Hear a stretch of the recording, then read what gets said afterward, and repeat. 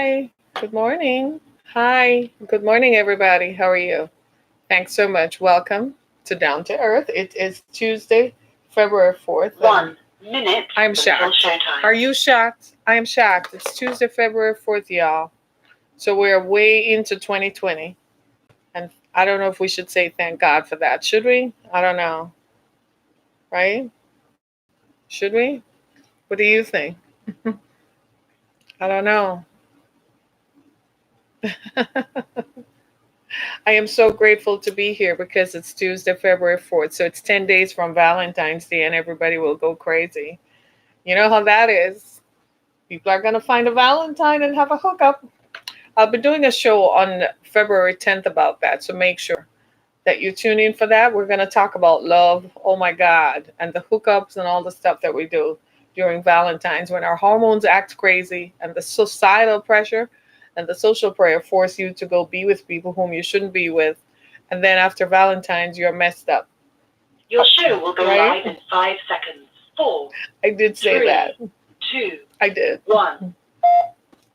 Hey, everybody. Good morning. Thank you so much for joining me on this edition of Down to Earth. It's the show in which we talk about the issues that matter and we talk about all sorts of things. And I don't know about you, but if anybody was watching the news yesterday and saw how the Iowa caucuses just, I don't know what happened. Can they still tell us what happened within the Democratic Party?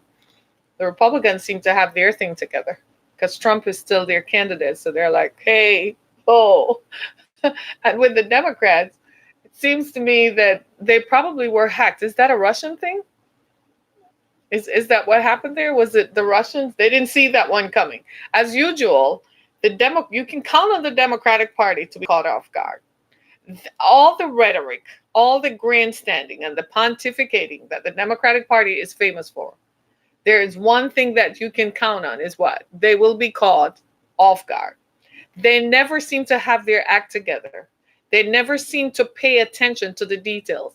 Look, if Trump doesn't want Biden, if Trump went as far as going to Ukraine to influence Ukrainian politics to get Biden out of the game, why do you think he wouldn't try to do something locally here?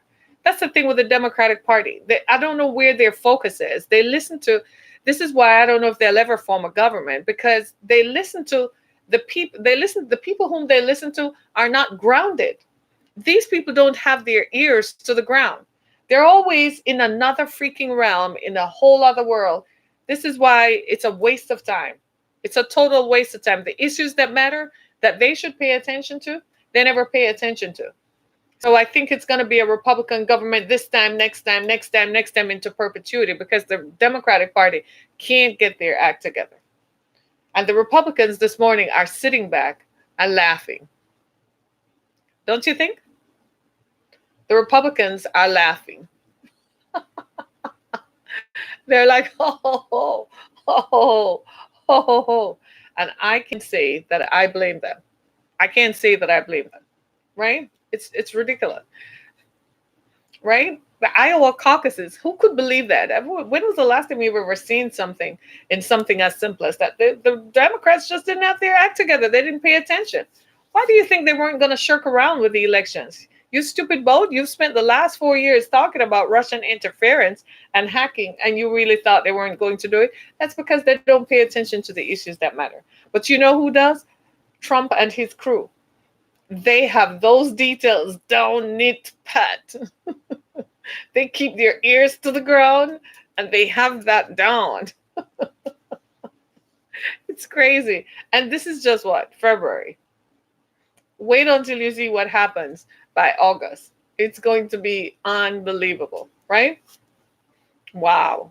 And many of you are like, Harriet. And I'm like, yeah. So this is an interesting day because it's Black History Month, right? And I know some hoteps are out there who like to talk about all kinds of conspiracy theories. But as for me, I just like to stick with the facts. I like to read what the facts tell me and develop my own analysis based on what the facts tell me. I've been a student of history for a long time, and I have studied the history of the world, of Europe, and I've also studied the history of the Americas and the history of the Caribbean. So with that being said, I had to put that into context. I want to explore today the history of slavery and the idea of reparations, because it seems to me that at some point this is going to become an issue, because the more people learn about it, the more people are aware, the more knowledge is shared, is the more people are going to insist on having some sort of discussion, and having not just a discussion but some action around reparations. At the end of slavery, I believe it was President Lincoln who promised 40 acres and a mule to slaves who had been enslaved. Since that never happened, because Jim Crow laws in the South became the reign of the day by rogue men and women who determined that they were not going to give back to Africans and descendants of Africans whom they had brought from Africa to be enslaved in the Americas. They determined they were not going to address it. But over time, the issue is gaining traction, because now the descendants of slave owners themselves are looking at it with a view to saying, maybe we need to do something about this. So I want to tell you some things that I learned recently that I want to share with you, so that you'll be a little bit, have some knowledge and specific kind of knowledge about it. Is I invite your participation. You can participate in this program by dialing. Let me tell you what my call-in number is. I keep forgetting to say that. It's 516-387-1463. So if you want to be heard on air, not just responding. Most people respond to me by typing on Twitter. I perhaps have disengaged some of the functions because people tend to troll. And this is a serious discussion, because there are people who want to let your voice be heard. And I want to hear what the public has to say, right? So if you want to call in, it's 516-387-1463, and let your voices be heard, right? So slavery happened. We can agree on that. White people from Europe, and who are also who have descendants in the Americas, especially North America and South America at the time, and Central America, decided that they had an available labor pool that they could benefit from. So they went to Africa, took people by force. It's what we would refer to today as human trafficking. They stripped people of their tribal identities and their local identities by force, with guns blazing, put them on a boat, and took them to the New World and packed them like sardines. They didn't give them a luxury cruise aboard the SS slave ship to Georgia, but they gave them a hard time. A lot of people didn't make it. In fact, the Atlantic Ocean is the burial ground for a lot of Africans who did not make it on the journey. Some people would, when they realized what they were about to face, they would rather die than face certain death at the hands of slave owners. Slavery, it's its own form of evil. And this is why today we refer to human trafficking as modern day slavery, because when I look at trafficking today, it seems they adopted the playbook of slavery. They use the same methods to acquire people. They use the same methods of enslavement to ensure that they always have a labor pool and a sex pool from which to make their money, right? So there are some correlation points there that are interesting to look at. But for right now, I want to focus on traditional slavery. Did you know what I'm saying is recorded in the Bible? Yeah, I have read the Bible too, in addition to historical tomes. Yes. In addition to a lot of history books. I've read a lot of history books, right? Uh, this is usually the defense that people have about slavery, that it was done in the Bible. And I want to tell you that slavery was never sanctioned by God. That was a tradition of men, right? God didn't tell anybody go get slaves. Men decided that I can always get people and pay them less. It seems to me that there are two groups of people who through history have always been enslaved, the Jews and blacks. And frankly, I don't know why the Jews and the blacks don't get along right now, right? I'm still on YouTube. I'm actually on YouTube right now. So if you want to tune in, if this platform is unstable, which Twitter is, I'm on YouTube. It's more stable. Nothing happens. It's just straight recording, right? But slavery happened, right? It did happen. So I want to ease my white supporters. Look, it happened. Let's find a way out of this, right? That's all we're saying. Just find a way out of it because we all live here now.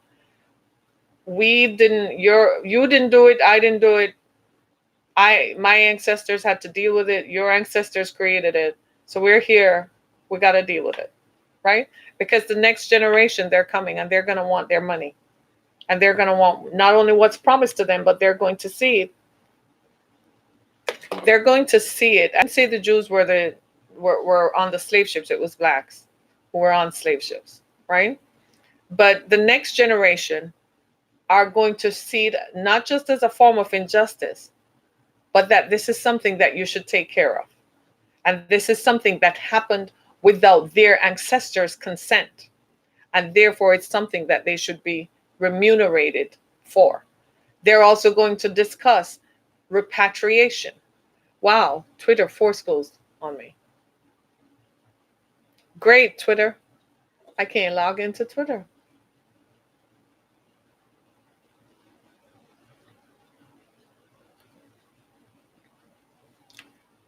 So Twitter forced on me because they don't want to talk about slavery and repatriation. That's fine. We're going to talk about it nonetheless. So if you can find me on Twitter, I'm on YouTube, so head on over, right? Twitter doesn't want to talk about this because this is something that is problematic, right? This is very problematic for many people in America today. So here's some statistics. So I'm going to read you some facts, and then we can talk about them, right? Reparations is extremely divisive. And the talk around reparations is always divisive. As a matter of fact, statistically, 85% of whites do not oppose it, and 74% of blacks support it. In fact, a bill called H.R. 40 has been in the House of Representatives for over 30 years and has not received widespread support. I think traditionally, Democratic political candidates say they will talk about it. Even Mike Bloomberg now is saying it's something he will talk about, right? Hey, you're here now. Okay, good. Because Twitter force closed, right? So here are some things that happened. And I know this is going to be very, very painful because none of us, Twitter isn't even giving me the option to go live. Would you believe it? Right? Because none of us want to visit this because it's extremely painful, right? But there are some things that we need to keep in mind. There were 4 institutions that participated and benefited from slavery: churches, municipal governments, corporations, and the U.S. military. That's a historical fact. We just never looked into it before. We just talked because at the time we were focused on getting out of Jim Crow and getting some civil rights in place. But now that that has died down, we need to look at what happened. How did it happen? And this is the conversation that needs to take place. I'm going to tell you some things that probably are going to be hurtful, but just brace yourself, right? Southern churches of every denomination owned slaves. That's something to think about. Southern churches of every denomination. The Catholic Church, get this, the Catholic Church was the largest institution of slave holders in the Americas. Episcopal and Presbyterian pastors and ministers hired out enslaved people to neighboring employers. So if they had slaves whom they didn't have to pay to do the work for them, right? So what they did was they hired them out to neighboring planters to make money off them. Episcopalian and Presbyterian pastors. Princeton Theological Seminary owned slaves.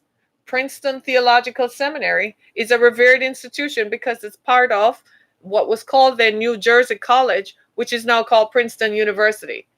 It's an Ivy League college, if I'm certain, right? Most people think highly of Princeton, right? Guess who else participated in it? Remember we talked about corporations, right?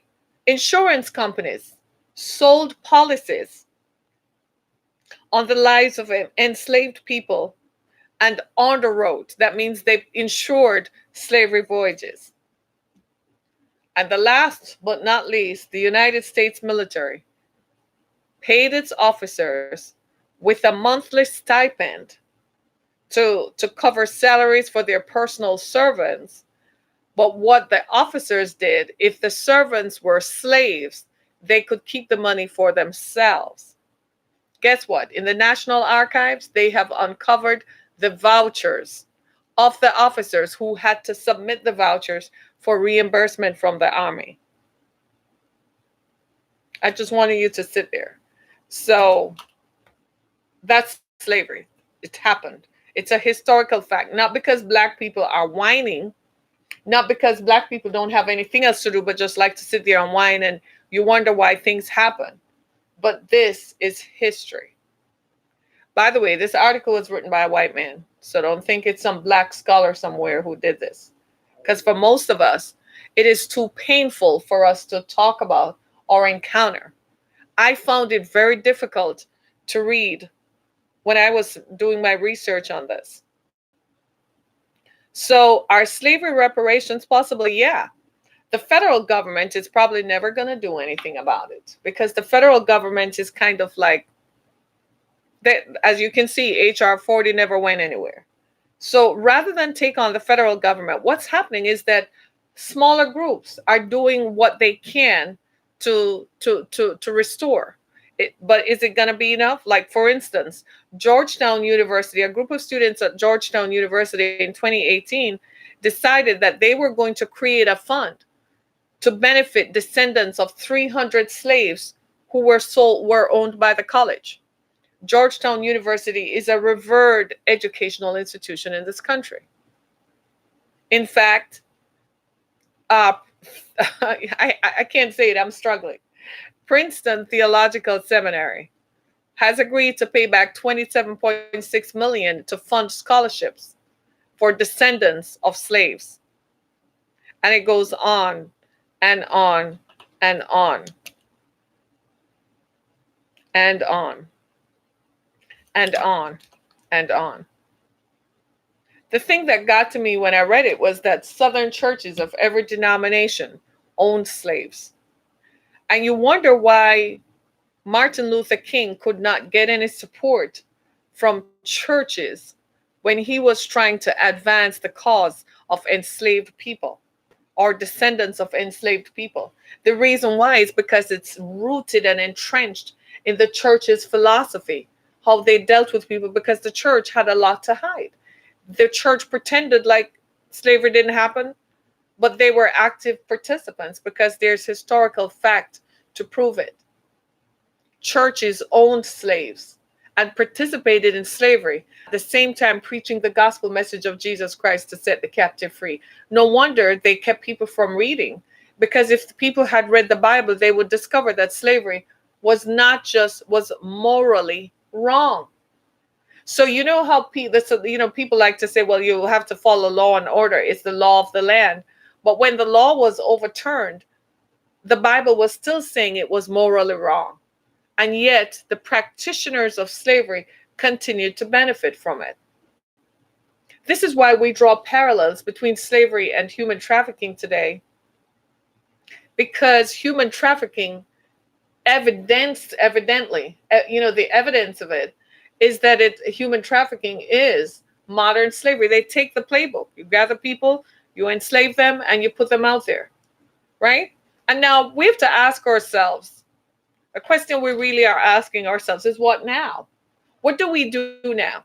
What do we do with this body of information that we have come across? What do we do now that we know that this happened? It seems to me that reparations is something to think about. It's something that has to be actioned. Maybe it's not my generation who are going to hold anyone accountable. Maybe it's the generation afterwards, when they think back on what it must have, because let's face it, if I go to work today, and when you go to work today, don't they have to pay us for what we do? They pay you for your labor, right? Right. So in a bygone era, you didn't pay those people for their labor that made you wealthy. This is how the next generation is looking at it. because the next generation have begun asking questions of me. And they're like, well, people worked and didn't get paid. How is that? If I go to work today, the law says you have to pay me. So how did that happen? And I think the problem that most people face is the moral conundrum. The moral conundrum is, here I am professing to be good, doing good deeds, but at the same time, I don't want you to look too far back in my history because of it. And you have to ask yourself, how come the church participated in slavery? It just doesn't seem to make for good preaching sense, because in one sense you're preaching a gospel that hypothetically liberates people's minds and their souls, but what about their hands and their bodies? We know that slavery had elements of sexual violence in it. People were beaten and enslaved. It's slavery was particularly vicious. This story goes on and on when you think about it, because I want to draw a parallel here with what happened in Europe, right? What happened in Europe, because I do have listeners all over the world. I have listeners in the UK, in the Netherlands, Germany, Spain, Denmark, right? And the UK. So what happened in Europe was that after World War II, descendants of Jews who were in the Holocaust and who were forced to work in VW and Siemens factories, VW and Siemens quietly came to a settlement with those descendants.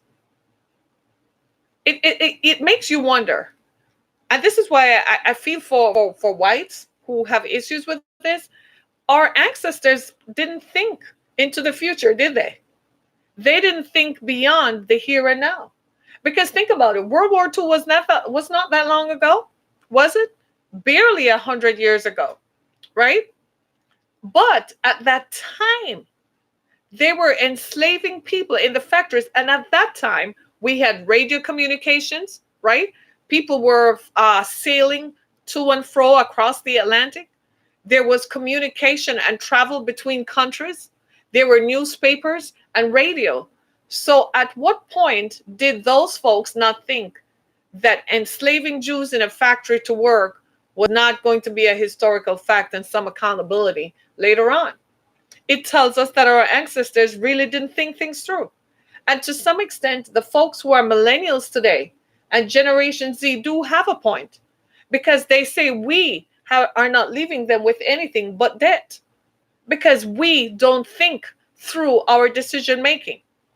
People saw there were rapacious capitalists during the time of slavery who saw opportunity to make money. That's all they saw. The New World presented them with golden opportunities. You don't believe me? Read history for yourself. Mexico gave us the Aztec culture and the Mayan culture. When Spaniards from Spain arrived in Mexico, all they saw these people building huge monuments of gold. They were like, oh my God, I can take that gold back to Spain and be rich. That's all they saw were opportunities. They began enslaving the people who saw them just as explorers and human beings who we could shake hands with and work out a deal. Instead, the people from Europe saw opportunities.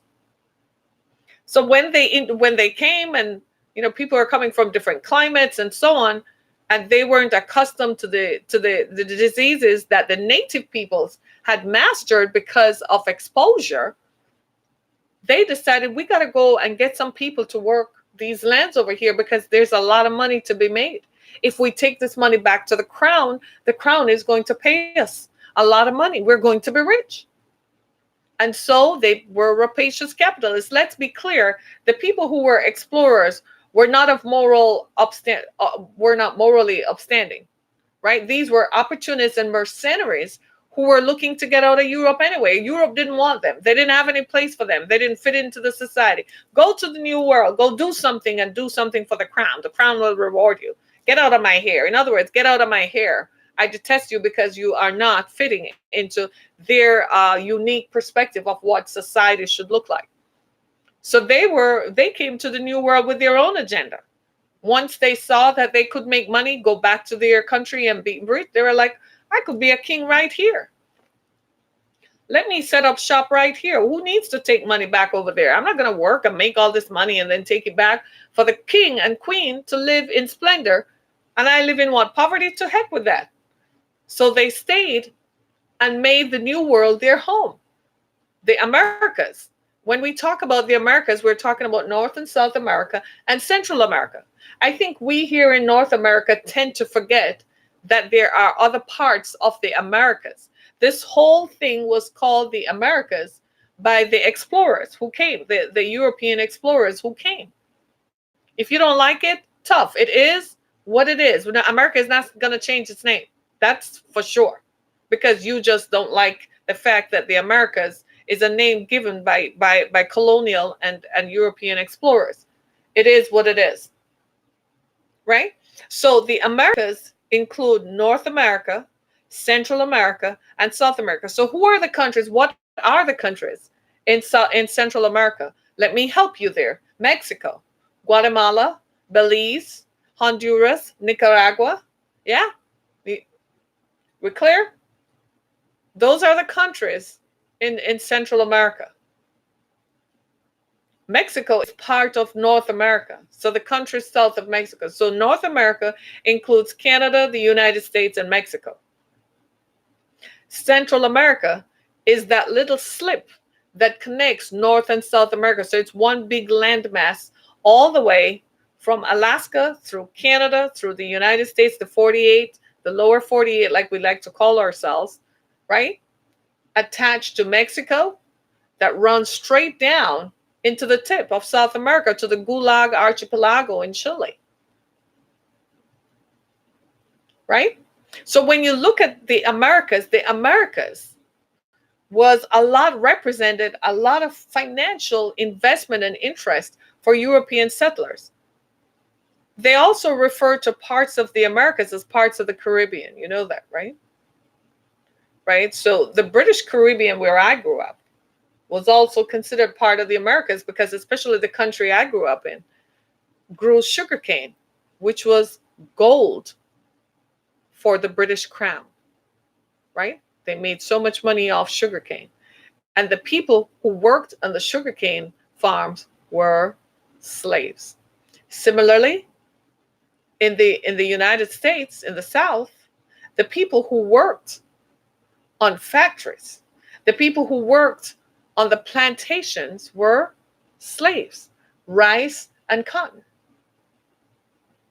That's what created the commerce. By 1871, the economy of the United States had become the number one economy in the world. So we've been at this for a long time. We've been at the seat of world power for a while. Naturally, we built up ourselves as any empire would. We had the money. We could build up ourselves. We were self-sufficient. We really never wanted to participate in World War I or anything like that because you're over there, we're over here. But we didn't have a choice because we had trading partners, because we traded with everybody else and we had interests to defend. Right? So America is great because of the enslavement of people. Our wealth was built on that. I know a lot of folks don't want to hear that, but you and I didn't create this. This happened in spite of us. What we have now is the legacy of it, and how are we going to treat it? What are we going to do about it? We need to talk about it. Because my ancestors, though they originate from the Caribbean, some of them had actually come to the lower United States to participate. There are records to prove that. So we all are a part of it. Now, I have a funny ancestry. I do have an ancestry of people who are European. So it's kind of put me in the mix. But that is emblematic and symptomatic of the problem. The problem is that this happened. And for a long time, it seems like nobody wanted to confront it because it makes every one of us look bad. It makes all of us look bad. I feel badly that the church, who professes freedom and peace on earth, participated in the enslavement of people. Thank you. Right? It's crazy. It is so crazy. Wow.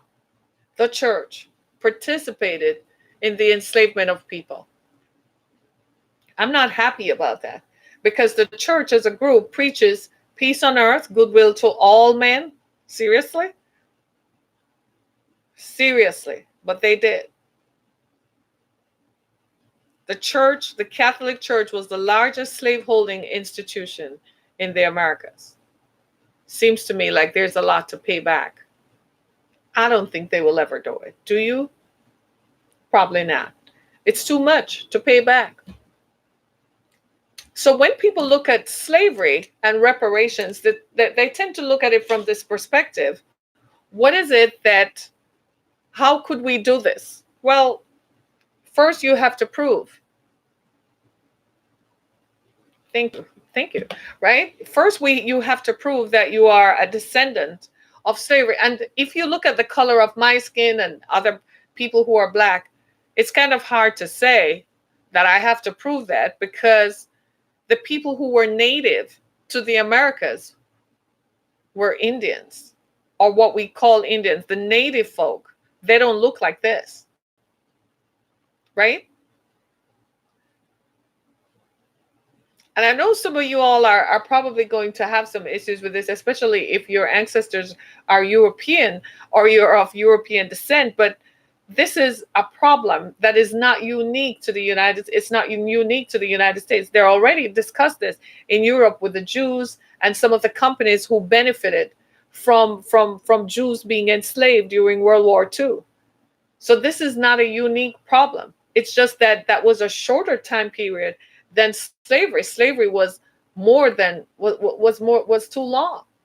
Even after slavery was declared illegal internationally, people were still doing it.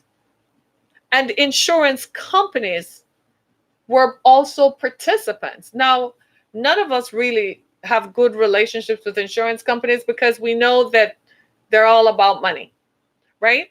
But for insurance companies to participate, they insured slaves, y'all, and insured slave voyages. Are you kidding me?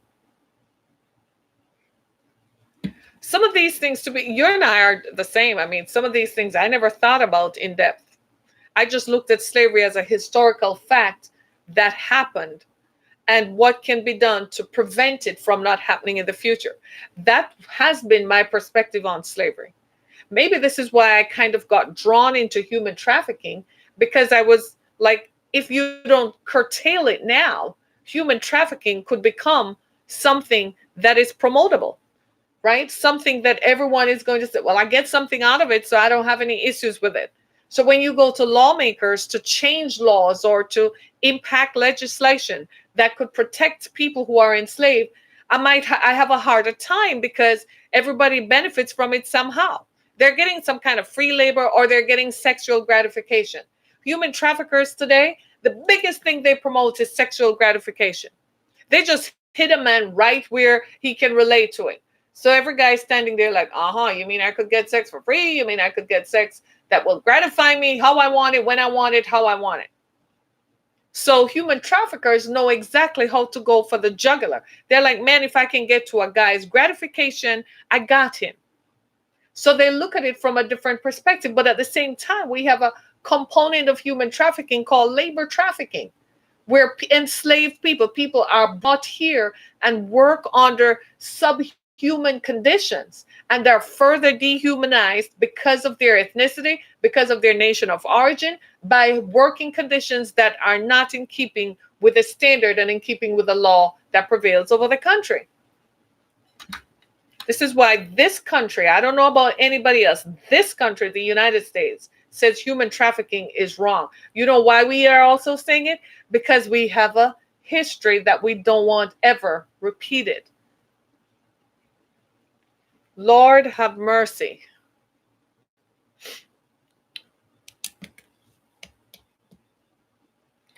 Absolutely. In the UK, they are going to introduce laws, of course, because we're all looking at it like, whoa, stop. It's modern times. You see how we have evolved? We have evolved now. Even people, most people Most white folks are just uncomfortable about the idea of it because they're going to have to revisit it. Deep down inside of them, they feel some moral accountability, but they don't want to visit it because then they're going to have to go look in their past. I dare say, if you grew up, most white folks who come from the South, if you go look in your history, at one point or another, your ancestors participated in slavery. It is a fact. You don't get mad, don't get upset, don't. It happened. You didn't have any choice in it. They didn't think through the generations to come. They were just thinking of the moment and being rich in the moment. There are many things that are comparable to that today. Human trafficking and sex trafficking is just one of them. That's an intersection that is proving over time. So what should we do to prevent this from happening? Because here's the thing with slavery. Just like in slavery, they grabbed someone out of a village. That's what traffickers do today. They can grab your child. They can grab mine. They can grab your niece. They can grab mine. I have a million nieces. They can grab anybody. You think I want to hear about that? Right? That's the same danger. So we all are in this thing together. We're all in this boat. Our ancestors left us with this thing to deal with. And we have to deal with it. Right? Why is it now they introduce laws to become reactive instead of proactive? Because it's too late. We never thought that human trafficking would happen, that modern slavery would happen. We never saw it. Never saw it coming. It's one of those things that we never saw coming. We thought it would not happen. So today's laws, if you ever talk to police or anybody in law enforcement about sex trafficking and human trafficking, it's kind of like, because we never saw it coming. It kind of pulled us in a different direction. We're left like, and every time you think you figure it out, they come up with something new because they've been doing it for a while longer. And I dare say they are smarter at it because they've been investing in it for a while. And we're still here trying to, by the time we catch up to this point, they are 100 steps ahead. And it's easy for them to get away with it today because they have specific targets. Just like when the slave owners went to Africa, they looked for the people who were going to smile with them, the people who didn't see any harm in it. Well, it's the same thing traffickers do today.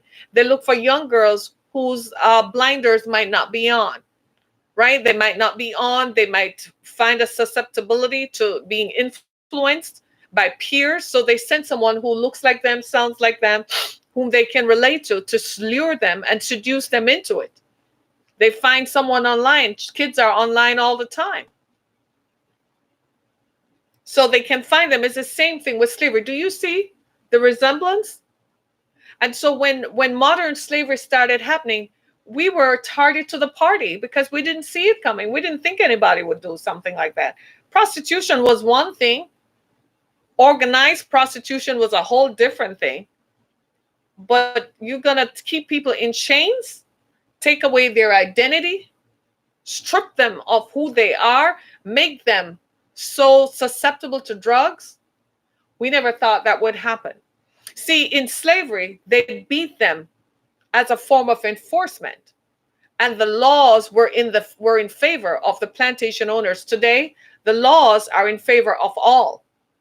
So it's harder for a trafficker. A trafficker can't hide and do his thing publicly because we're all going to be aware of it, because the laws are not in his favor today. My fear is that if we don't do something about curtailing this, then it will eventually be, people will be numb to it. Because, like I said, the traffickers get to a man's gratification. He's going to earn something from it. Oh, really? He's going to feel good? So he's like, okay, what are we talking about here? Slavery was all about money.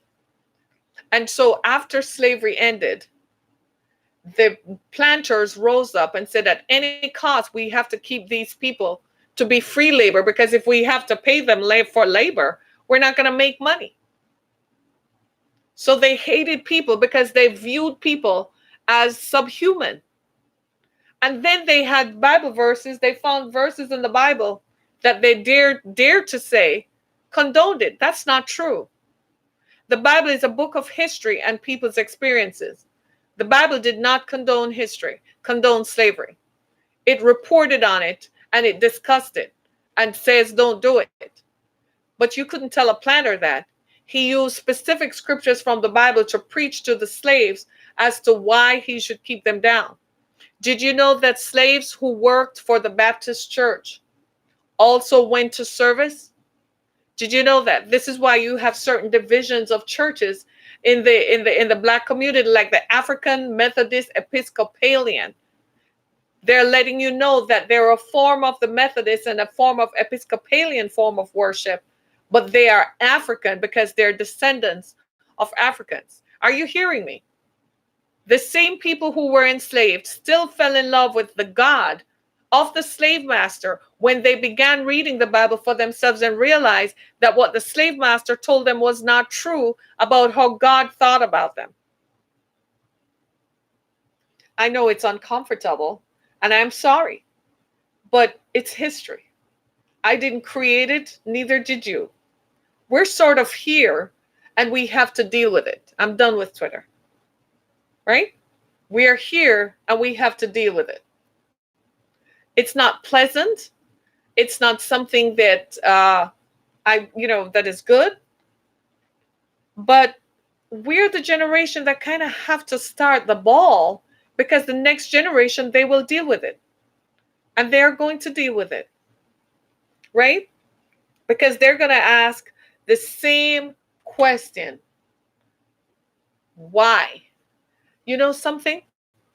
There is no answer to that. There's no perfect answer, none whatsoever. When my children were little, they used to ask questions perpetually. Like, why does this happen? Why? And I used to say, because Y has a long tail and it ends in a V. And then I would have thought that satisfied that. And one of them would say, huh? But V has a tail too. So there's a point at the end of V. So tell me why that point is there. Oh my gosh.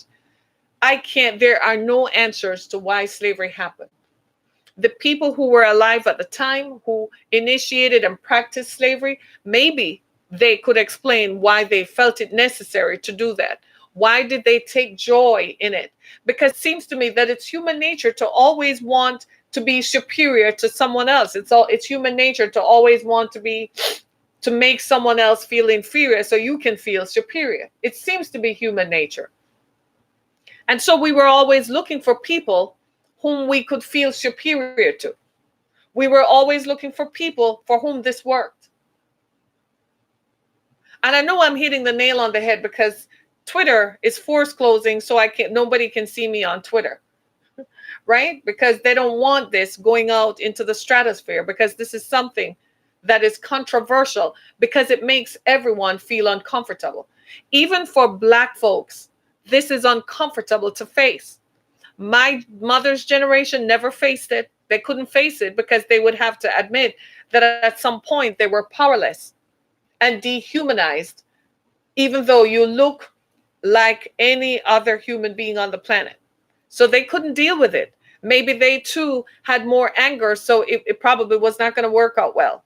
My grandmother's generation never dealt with it because it's the same thing. It was bad for everyone all around. And then in the country where I grew up, everybody's kind of mixed up. So I don't know how my grandmother's generation was going to deal with it. When her father came from Scotland, what was she going to say? He married someone who had just come out of slavery. Right? So I'm not casting shit. I'm talking about my ancestry. I can't talk about anybody else. I'm just talking about mine. My grandmother's father came from Scotland. He seemed to like the ladies, right? It is what it is. I wasn't there. I am the descendant, is all I can say. My father's father came from Ireland. What am I going to do about that? Are you hearing me? He liked the ladies too. Hence, here we are. We're all here. Right? So where did I grow up? I grew up in the British Caribbean in Jamaica, right? And so do you see what I'm saying? So we all of us, and we got to understand that slavery was a worldwide problem. To this day, slavery still is. There are still parts of the world where enslaved people still don't have a voice. If you go to the United Arab Emirates and other places, you will find that there are other people from other lands who work there as domestics, right? Who work there, but at least it's voluntary. They're paid. Now, once upon a time, it wasn't. So, what I'm saying is, it's human nature to always feel like we're in a dominant relationship over another human being. Why? I don't know. Folks, I don't know. It's part of human nature. I don't speculate. I'm not going to speculate on what my great grandfather or my father's father did. Please do not speculate, right? It's human nature. It is what it is, folks. It is what it is, and I can't help it, right? So here we are. They've left us with this issue, this conundrum. What are we going to do about it? What can we do about it? We have to start at the local level because this is a political issue. So start right where you are. We got to start having this conversation. We have to, for the next generation. For there to be peace, we got to ratify it. And here's the thing. If anybody out there is a lawyer thinking about this or anything like that, go investigate how the descendants of Holocaust survivors got VW and Siemens Corporation in Germany to pay reparations to descendants of Holocaust survivors. They got them bastards to pay. I used to like VW. I ain't driving one anymore. Nah, just nah. But then I have to think about Land Rovers. I drive one. Probably used labor, slave labor. Probably. Do you see where I'm coming from? This is a deep issue. And it's one that a lot of folks won't take on. It's one that a lot of people who are practicing don't even want to deal with because they're like, Harriet, don't even start. It makes us all uncomfortable. And in today's world, because all politics are local, it perhaps has to do with arrangements and agreements that certain Black leaders have evoked and involved with other leaders in the community to make sure that no one ever talks about it, because it makes everyone uncomfortable. But it's our collective past, and we have a role to play to make it right. We have a role to play. We may not go to 40 acres and a mule, but there is some redress that needs to happen. It's not just an acknowledgement that this happened, but how about lifting the economic oppression off people? How about and this is why it has to happen, because the same factors that caused slavery to happen still happen to create today a mindset in people where Black Americans are still ostracized from the mainstream and still are not viewed as mainstream and are not given widespread opportunities throughout corporate culture as well as locally and at the national level. And this is why this conversation has to take place.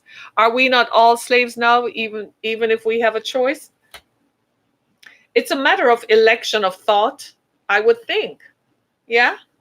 Election of thought, where if you still go to work, you're paid for it, but that's as a result of slavery. You get paid now for the work that you do, right? So it's how do you see yourself? This is why thought leaders like Jesus Christ and to several millennia later, Bob Marley say, free yourselves in your mind. How do you think and see yourself? You can't subscribe to a thought process that says, I'm a slave. Then you won't think independently, because then it will kill you, because we're not, as human beings, we're not created to be slaves. As human beings, we are created to be independent of thought. and want to have some say in our destiny. To be a slave means you don't have a say in your outcome, whether it's your daily outcome or the rest of your life. Did you know human trafficking victims don't live long? They rarely survive the post traumatic stress even after they emerge from slavery. Well, do you wonder why in the Black community today people die prematurely from preventable diseases? It's sort of like the trauma is evident and is laid inert in our DNA. Later on in the month of February, I'm going to bring someone on who can talk about the story of epigenetics and what epigenetics is. Was actually done on Holocaust survivors after World War II. And when we looked at it, we saw where the correlation to African Americans who had experienced slavery. Do you see what I'm saying? It is fundamentally what it is. It's uncomfortable, but it is what it is. Makes no sense you go hey ho and carry on about it. Makes no sense you start thinking, well, it is what it is. It already happened. But there is some redress. We have to change it, right? We have to look at it from a human perspective that, man, this was wrong. And those companies that benefited, they should do something about making sure the descendants of people are compensated for what happened. Right now, there is a case that human trafficking survivors are suing a specific about 3 hotel chains because they participated in human trafficking. Those hotel chains knew that victims were in their places and they participated. They rented rooms to traffickers, and the staff of the hotel knew these girls needed help and never called the police, never helped.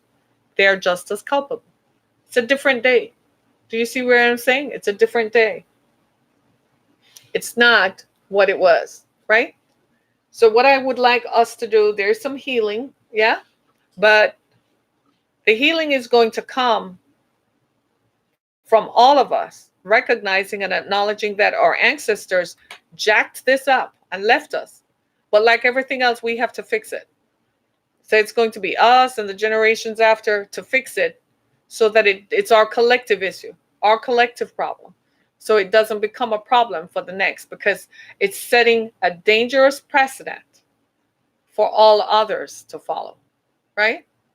My name is Harriet Kimmick. This has been Down to Earth. Thank you so much for participating, and thank you so much for being a part of my show this morning on Our Experience. Make sure you join us again tomorrow when we talk about the issues that matter. And for more information on what we do, please visit harrietkimmick.com, as well as go view our page on Anchor FM, where you can be a contributing supporter to our broadcast. You can also find more about our podcast on any podcast platform. We're available on Spotify, Apple Podcasts, Google Podcasts, Podcast Addicts, Breaker, Overcast. Anywhere there's a podcast platform, we are there. So thank you so much for participating. Thank you for your comments. My viewer is Mr. Trevor Stimes. Thank you so very much for your participation. I enjoyed interacting with you. Thank you so much. See you again. Bye-bye for now. Thanks.